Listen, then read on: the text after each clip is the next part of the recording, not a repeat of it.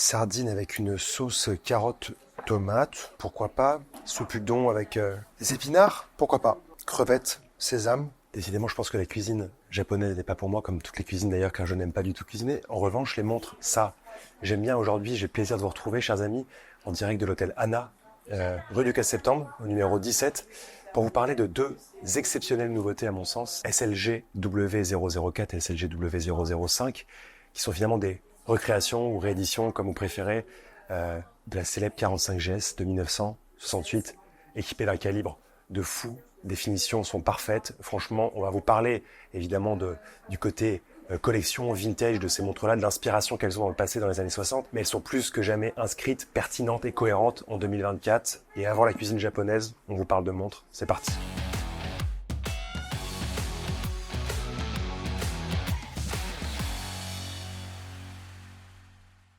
Alors, je vais pas ici vous refaire toute l'histoire de Seiko et de Grand Seiko.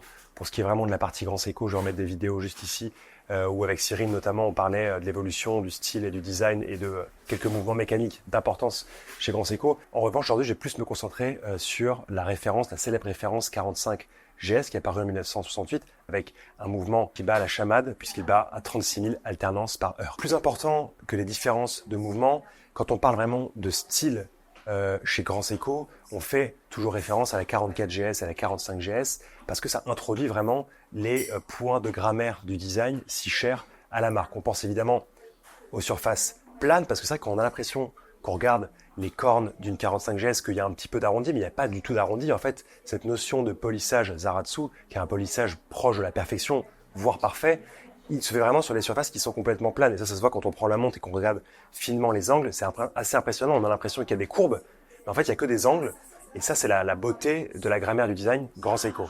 Les autres points de design que j'aime pas, du coup, c'est tout ce qui va être en alternance avec ce polissage d'Arasu. Donc, vous avez notamment le petit décroché qui amène au bracelet, qui est brossé vertical. Ça, c'est un beau dessin. On a la couronne qui n'est pas une petite couronne comme on pouvait trouver dans les années 60, mais une couronne préhensile, une couronne de bonne taille. Il y a aussi cette réflexion sur l'ergonomie de la montre qui est très importante pour les créateurs, en tout cas les dessinateurs de pièces chez Seiko et Grand Seiko.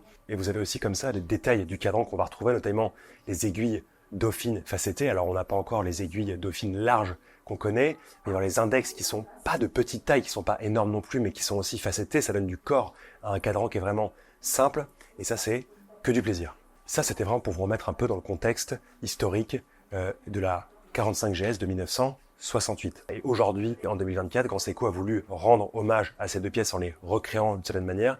Une pièce en édition limitée à 1200 exemplaires en acier SLG W005 et une pièce en or 18 carats, en or jaune 18 carats SLG W004 limitée à 200 pièces. On a le plaisir sur ces deux éditions limitées SLG W004 et 005 d'en trouver un cadran opalin mat qui est vraiment très joli, très bien fini, tout lisse. Alors on a l'impression vraiment d'avoir cette petite... Alors pour une fois, il n'y a pas chez Grand Seiko de rapport avec la nature japonaise. Moi, je suis obligé d'en mettre carrément parce que ça me manque. Donc il y a vraiment l'impression d'avoir cette petite couche de neige immaculée en haut de n'importe quelle montagne du Japon, parce que c'est aussi ça la poésie. Et en plus, on est dans un environnement ici qui s'y prête.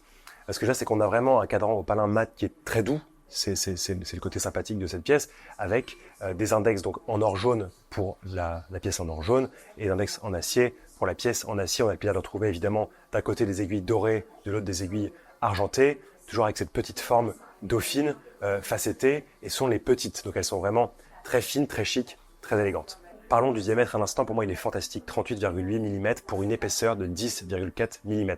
Donc vous avez à la fois des proportions qui sont complètement folles, qui sont choisies et qui sont importantes pour Grand Seiko, ce qui fait que la montre passe de la meilleure des manières au poignet, parce que je vous rappelle que la beauté aussi de ces boîtiers-là, c'est d'avoir des cornes qui sont très courtes. Donc vous avez vraiment la montre, il y a une ergonomie qui est un peu parfaite, qui va se poser parfaitement bien sur le poignet.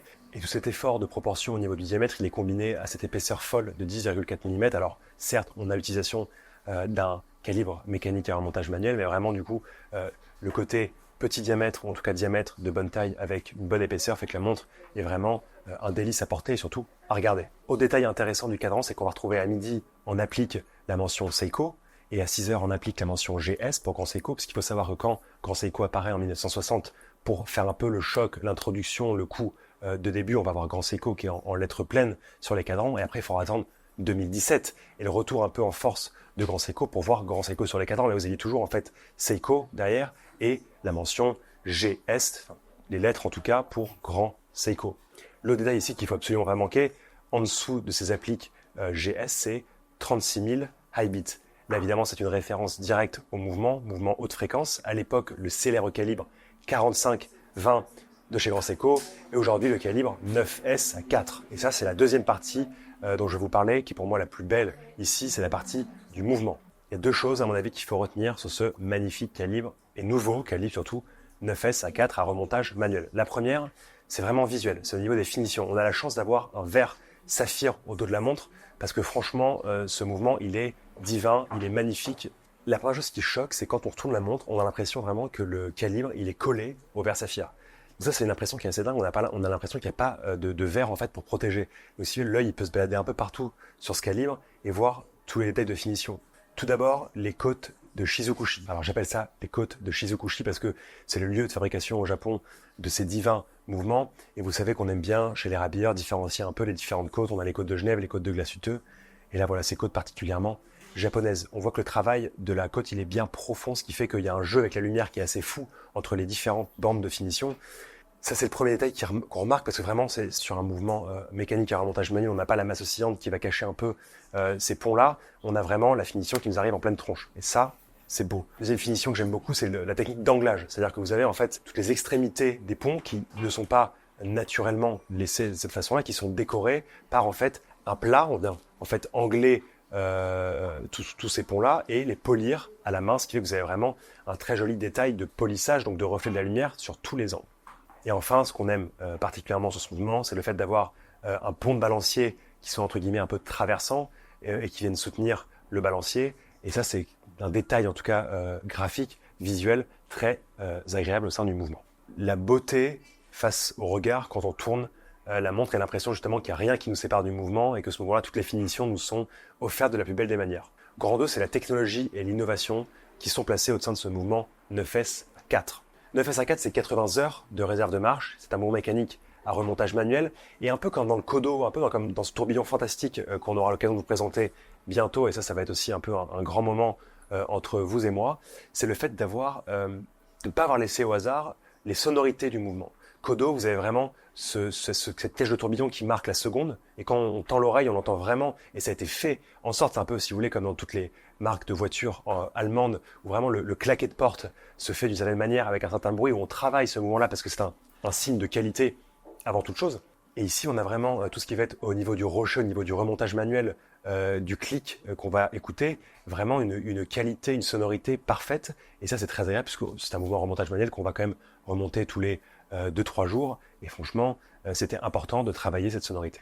L'autre innovation, ça va être l'échappement à double impulsion. L'échappement à double impulsion, on voyait son apparition en 2020 au sein du calibre, donc 9S A5 qui est le calibre frère du 9S A4, 9S A5 qui est à calibre automatique. Et cet échappement à double impulsion, il reprend l'échappement classique dont on a l'habitude, c'est-à-dire le fait d'avoir donc le balancier, l'ancre et la roue d'échappement, donc des impulsions grâce au mouvement de l'ancre qui permet de donner à la montre une précision et de réguler le flux d'énergie qui vient du barillet. Mais sur l'échappement à double impulsion, on a d'un côté cette impulsion indirecte qui se fait par le biais de l'ancre et de l'autre côté une impulsion directe finalement entre le barillet, donc la roue d'échappement et le balancier. Donc l'ancre ne sert pas pour une des deux impulsions, ce qui permet d'avoir une réserve de marche agrandie et aussi ici d'avoir une précision à plus 5, moins 3 secondes par jour, qui est vraiment une très très belle précision. Et encore une fois, on est au Japon, Grand Seiko aime toujours prendre des précautions sur les précisions qui sont annoncées, mais on peut vous dire que ça va un petit peu au-delà de ça. La référence Grand Seiko SLGW004, donc en or jaune 18 carats, sera uniquement disponible dans les boutiques Grand Seiko à travers le monde au prix de 32 200 € et surtout limité à 200 exemplaires. La version en acier SLGW005 sera elle limitée à 1200 exemplaires et distribuée au prix de 10 400 € dans les boutiques Grand Seiko, mais aussi dans les distributeurs agréés évidemment de la marque Grand Seiko. Avec ces nouveautés, on a vraiment deux pièces qu'on apprécie énormément. Je vous le disais d'une part parce que ça nous renvoie à la fin des années 60 à la présentation de la 45 GS,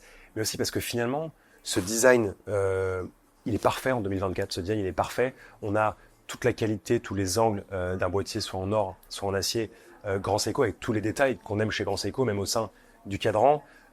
Et on va avoir vraiment cette qualité de finition et de fabrication, d'innovation au niveau du mouvement qui n'est pas du tout laissé de côté chez Grand Seiko.